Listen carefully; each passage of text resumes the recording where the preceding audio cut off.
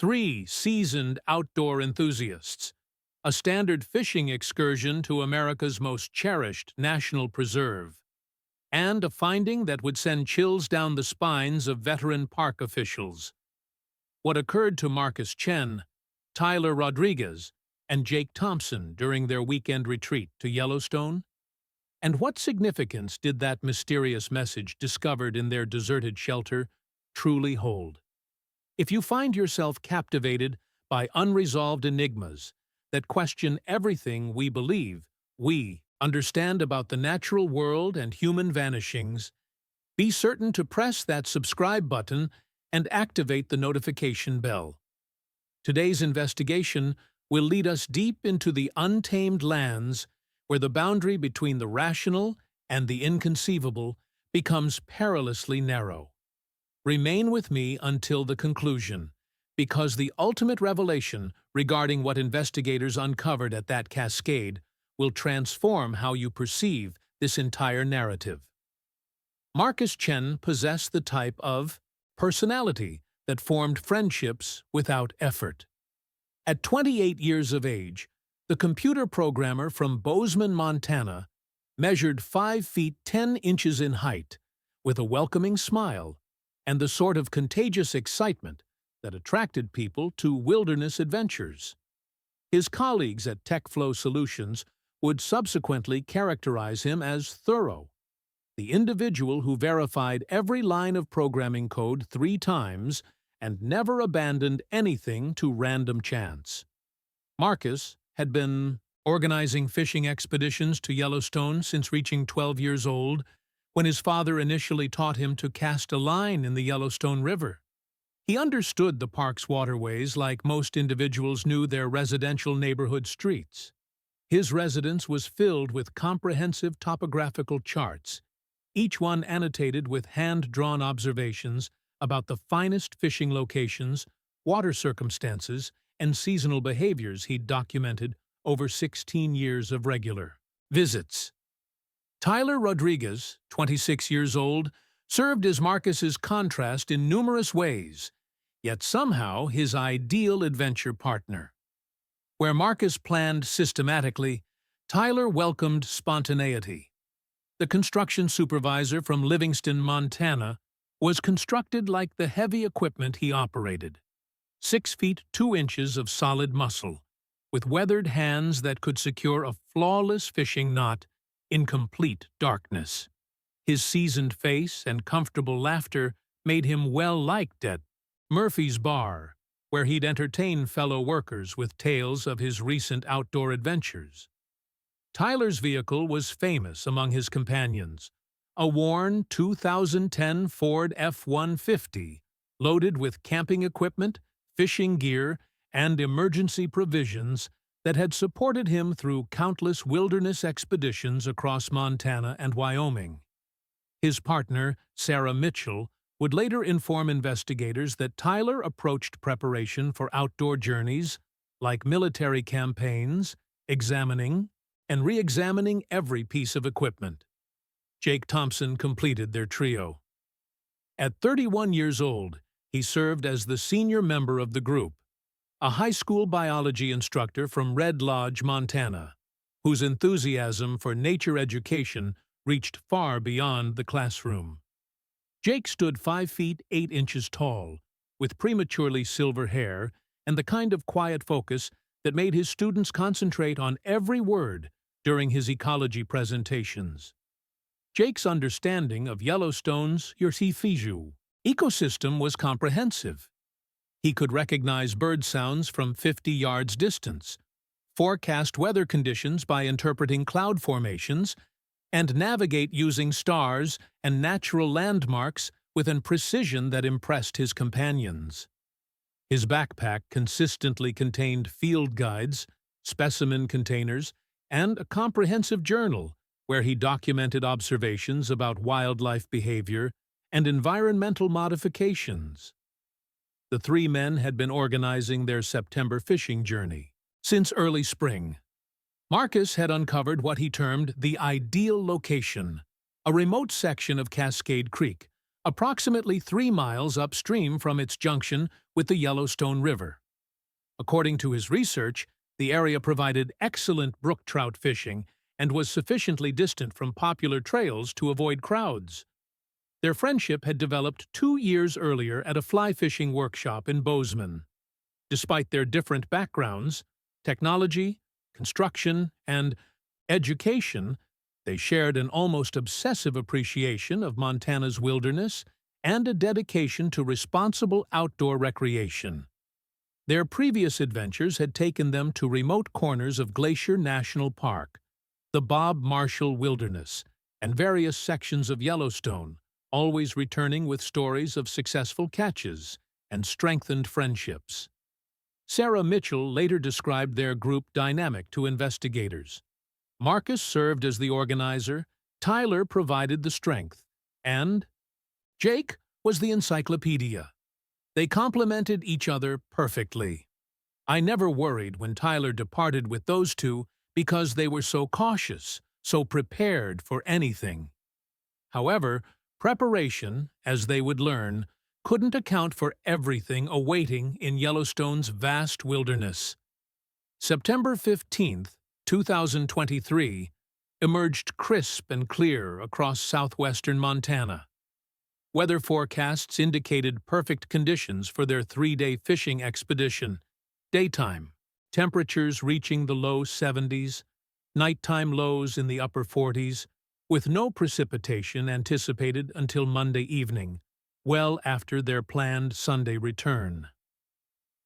At 6:47 in the morning, surveillance footage from Murphy's gas station in Livingston captured Tyler's distinctive blue Ford F-150 approaching pump number 3. All 3 men were visible in the vehicle, Marcus in the passenger seat consulting his ever-present maps, Jake in the back organizing gear.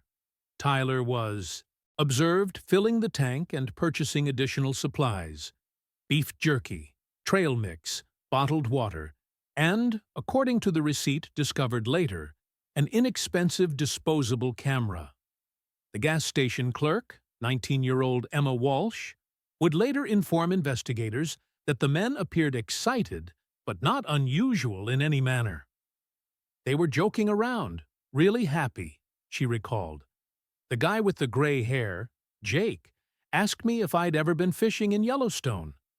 When I said no, he started telling me about all the different trout species. He seemed really passionate about it.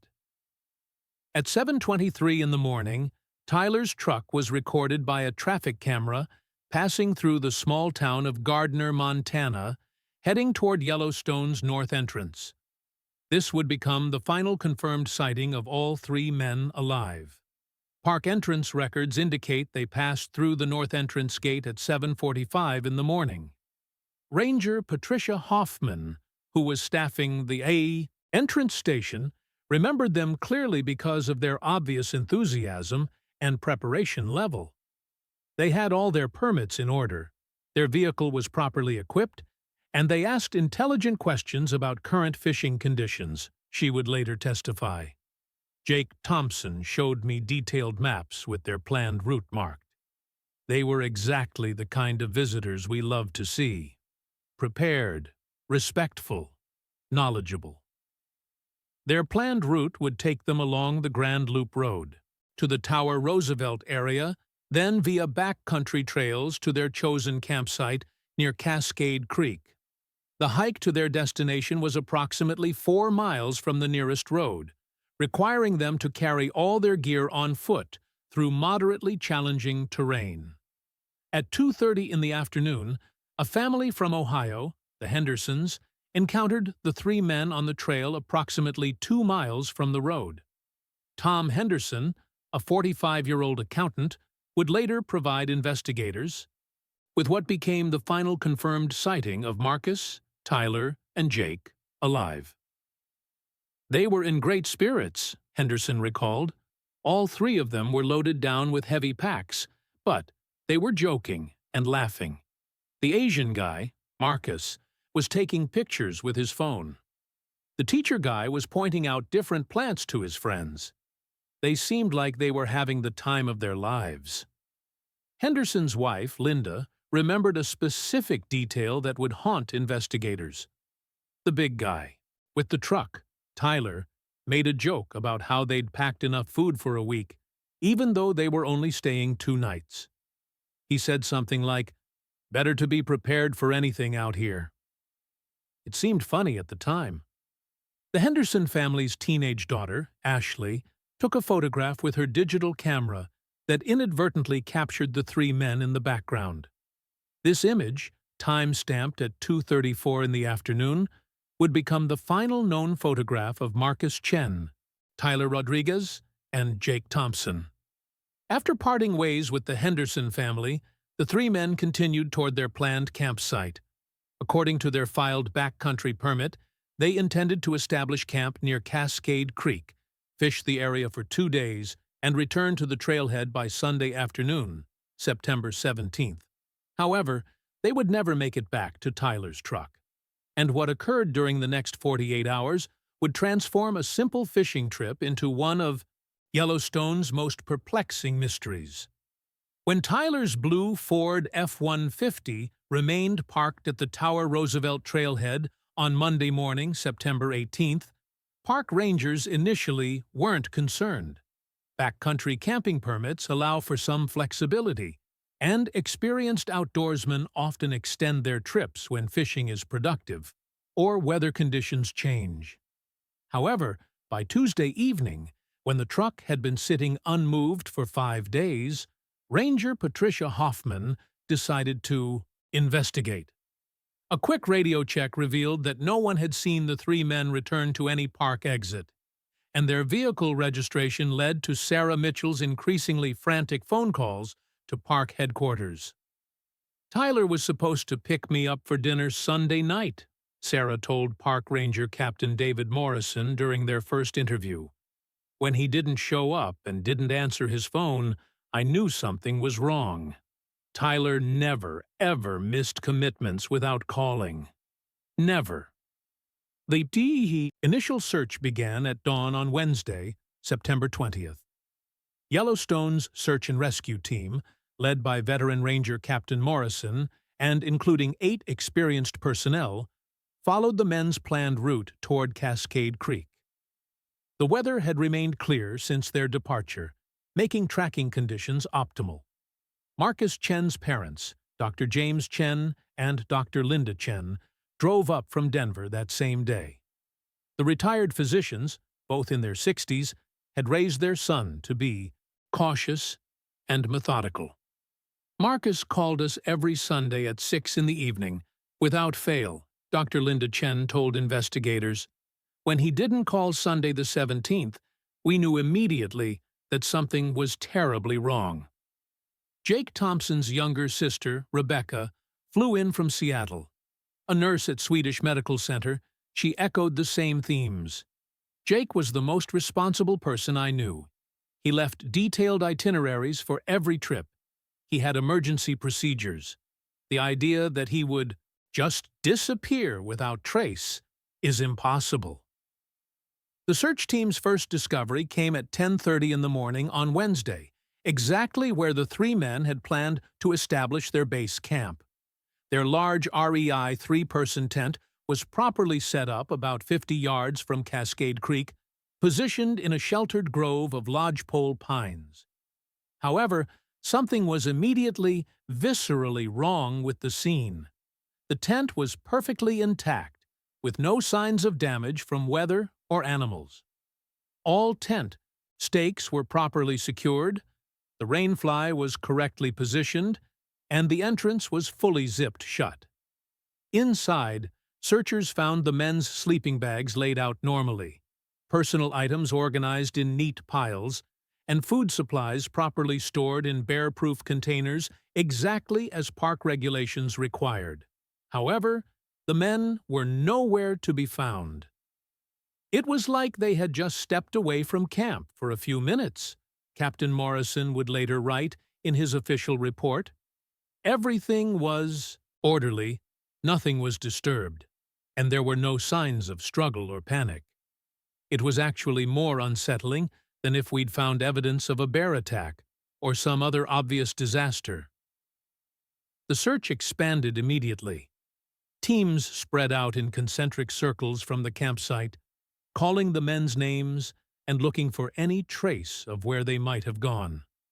Tyler's truck keys were found inside the tent, along with Marcus's wallet and Jake's identification. Their cell phones, wallets, and truck keys were all accounted for. However, their fishing gear was gone. This detail would prove crucial to understanding what happened next. All three men's fishing rods, tackle boxes, and fishing vests were missing from the campsite. Rangers theorized that the men had left camp early Wednesday morning to fish, intending to return for breakfast, and had somehow become separated from their base camp. The search intensified. Helicopter overflights began Thursday morning, covering a 10-mile radius from the campsite. Ground teams pushed further into the backcountry, checking every creek, ravine, and hidden valley where the men might have wandered while fishing. On Friday afternoon, September 22nd, the search took a dramatic turn. Air spotter Jennifer Walsh, flying in Yellowstone's search and rescue helicopter, spotted something unusual near Tower Fall, approximately 10 miles north of the men's campsite. At first, I thought it was just some trash that campers had left behind. Walsh radioed to ground teams. But as we got closer, I could see it was camping equipment, and it was positioned in a very strange location. What she had found would transform the entire investigation and introduce elements to this case that no one, not the families, not the experienced rangers, not even the FBI agents who would soon join the search, had anticipated.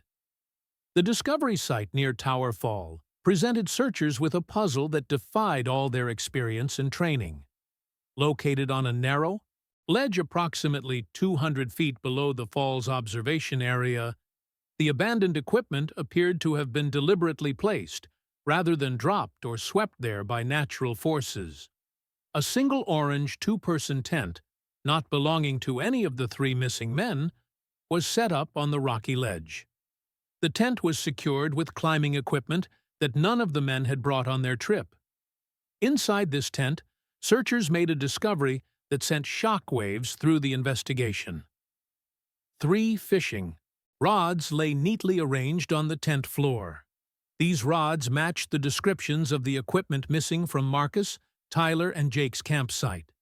Beside the rods were 3 tackle boxes, each one tagged with masking tape bearing the men's names in their own handwriting. However, it was what searchers found tucked into one of the tackle boxes that made veteran park ranger Captain David Morrison request immediate FBI assistance. A folded piece of paper contained a message written in Jake Thompson's distinctive handwriting.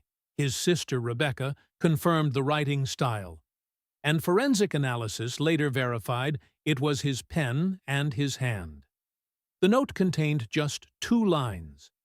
The water showed us something we weren't supposed to see. Going deeper to understand. Dr. James Chen, Marcus's father, would later describe his reaction to learning about the note. It made no sense. Marcus was raised to be rational, scientific. Jake was a biology teacher, for God's sake. What could they have possibly seen in a creek that would make them abandon their campsite and their safety equipment? The FBI's Behavioral Analysis Unit dispatched Special Agent Catherine Mills to lead the investigation. Agent Mills, a 20-year veteran specializing in missing persons cases in national parks, had never encountered a case quite like this one. The evidence suggested the men had deliberately moved their fishing equipment to this extremely dangerous and inaccessible location, Agent Mills explained to the families during a briefing. The tent wasn't theirs, the climbing gear wasn't theirs, and the location required technical climbing skills that none of them possessed according to our background checks. The years that followed brought a parade of theories, investigations, and heartbreak for the families. Search efforts expanded to cover nearly 50 square miles of Yellowstone's most remote terrain. Dive teams were brought in to search the pools below Tower Fall and every significant body of water in the region. Marcus's parents established the Chen Rodriguez Thompson Foundation, dedicated to improving search and rescue capabilities in national parks. Tyler's girlfriend, Sarah, never removed his clothes from their shared closet, maintaining his side of their apartment exactly as he'd left it. Jake's sister, Rebecca, took a leave of absence from her nursing job to personally search remote areas of the park every weekend for 6 months. The case attracted national media attention. Cable news programs featured the story. Online forums debated theories ranging from the plausible to the bizarre, and the National Park Service implemented new safety protocols for backcountry permits. Professional search teams, psychics, amateur detectives, and conspiracy theorists descended on Yellowstone. Some claimed the men had discovered evidence of government cover-ups. Others suggested encounters with undocumented wildlife or geological phenomena. The Park Service struggled to manage both the ongoing investigation and the circus of attention it attracted. However, as months turned to years, the trail grew cold. The FBI officially suspended active investigation after 18 months, though the case remained open. The families continued their own searches and advocacy work, but hope gradually gave way to a desperate need for closure. Then, in June 2025, nearly 2 years after the disappearance, a discovery would finally provide answers and raise even more disturbing questions. The breakthrough came from an unexpected source. Dr. Rachel Martinez, a hydrologist with the United States Geological Survey, was conducting routine water quality surveys in remote areas of Yellowstone when her equipment detected unusual mineral compositions in a previously unmapped underground water system. Following USGS protocols for documenting new geological features, Dr. Martinez's team began exploring a series of interconnected caves approximately 3 miles upstream from where the 3 men had planned to fish. These caves, hidden behind a seemingly solid rock face near Cascade Creek, had been carved by centuries of underground water flow. On June 18, 2025, Dr. Martinez squeezed through a narrow opening that led to a larger underground chamber. What she found there with her headlamp made her immediately radio for Park Service assistance. The chamber, roughly the size of a small bedroom, contained clear evidence of human habitation. 3 backpacks sat arranged in a neat line against one wall. Personal items were organized with the same methodical care that had characterized the men's original campsite. And scattered throughout the chamber were dozens of pages covered with handwriting, sketches, and what appeared to be detailed observations. Most shocking of all were the dates on these written materials. The entries spanned from September 16, 2023, the day after the men's disappearance, through March 2024, nearly 6 months later. Park rangers arrived within hours, followed quickly by FBI agents and forensic specialists. The cave system required technical climbing equipment to access safely, which explained why previous searches had never discovered it. The entrance was completely hidden from view and required crawling through a narrow tunnel that would have been extremely difficult for anyone unfamiliar with the cave's layout. Inside the chamber, investigators found evidence that the 3 men had not only survived their initial disappearance, but had lived in the cave system for months. Makeshift furniture constructed from rocks and driftwood, a carefully arranged fire pit with ventilation leading to hidden external vents, and stored food supplies suggested a long-term habitation plan. However, it was the written materials that provided the most disturbing insights into what had happened to Marcus Chen, Tyler Rodriguez, and Jake Thompson during their final months. The journal entries, written primarily by Jake but with contributions from all three men, documented their discovery of what they termed the source. According to their writings, while fishing on their first morning at Cascade Creek, they had noticed what Jake described as impossible light patterns reflecting from underwater.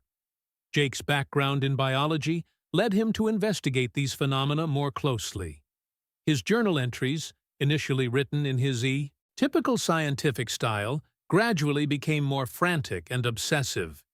He wrote of discovering geometric structures beneath the creek bed, synchronized movements of fish that defied natural behavior patterns, and harmonic frequencies emanating from underwater formations. Marcus's contributions to the journal focused on his attempts to document these phenomena with technical precision. His engineering background led him to create detailed sketches and measurements. However, his usually careful handwriting became increasingly erratic as the entries progressed. Tyler's notes were the most unsettling. The practical construction worker wrote about feeling called by whatever they had discovered. His entries described dreams and visions that seemed to blur the line between sleep and waking experience. The final entry, dated March 15, 2024, was written in Jake's hand but signed by all three men. We understand now why this place has been hidden. Why it chose us. The water doesn't just flow through here, it flows through time itself.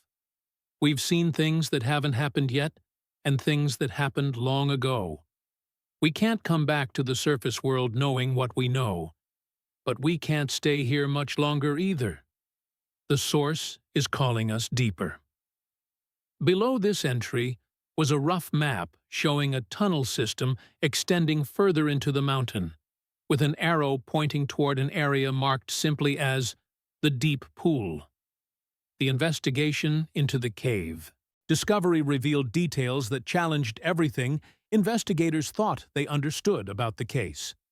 Forensic analysis of the journal entries confirmed that all three men had indeed written extensively during their time underground, and carbon dating of organic materials in the cave proved that the chamber had been occupied for exactly the time period indicated by their writings. However, several elements of the discovery defied explanation. The cave system's hidden entrance would have been nearly impossible for the men to discover accidentally, yet their journal entries made no mention of how they had initially found it. The technical climbing equipment found at Tower Fall was never located in the cave, raising questions about how the men had accessed the underground chamber. Most disturbing of all were the references throughout their journals to phenomena that seemed to exist outside the realm of natural science. Jake's detailed biological observations described fish, behavior patterns that no marine biologist could explain. Marcus's engineering sketches depicted geometric structures that appeared to violate basic principles of physics. Tyler's accounts of visions included accurate descriptions of future events that had indeed occurred months after his disappearance. FBI Special Agent Catherine Mills coordinated an extensive investigation of the cave system. Technical climbing teams explored every accessible tunnel and chamber. Geologists studied the IBB, underground water flow patterns Jake had documented. Marine biologists examined Cascade Creek for any unusual phenomena. What we found was a perfectly normal cave system formed by standard geological processes, Agent Mills reported to the families during a final briefing. The water compositions Dr. Martinez detected were within normal ranges. The underground streams follow predictable patterns. There is absolutely nothing unusual about this location from a scientific perspective. Yet, the evidence of the men's 6-month habitation remained undeniable. Food supplies found in the cave matched purchases they had made before their trip, plus additional items that appeared to have been foraged from the surrounding forest. The journal entries provided detailed daily accounts of their underground life, including observations about seasonal changes they could somehow monitor from deep within the mountain. The search for the men themselves intensified after the cave discovery. Ground-penetrating radar was used to map previously unknown sections of the underground system. Professional cave divers explored the deep pool, referenced in the men's final journal entry. What they found at the deep pool would provide the investigation's most profound and unsettling conclusion. The pool itself was exactly as Jake had described: a perfectly circular body of water approximately 15 feet in diameter, located in the cave system's deepest accessible chamber. The water was crystal clear and appeared to be much deeper than their equipment could measure. However, floating on the pool's surface, preserved by the cave's constant cool temperature and mineral-rich water, were 3 fishing licenses. Each license bore one of the men's names and was dated September 16, 2023, the day after their original arrival in Yellowstone. The licenses appeared to have been deliberately placed on the water's surface, not dropped or lost.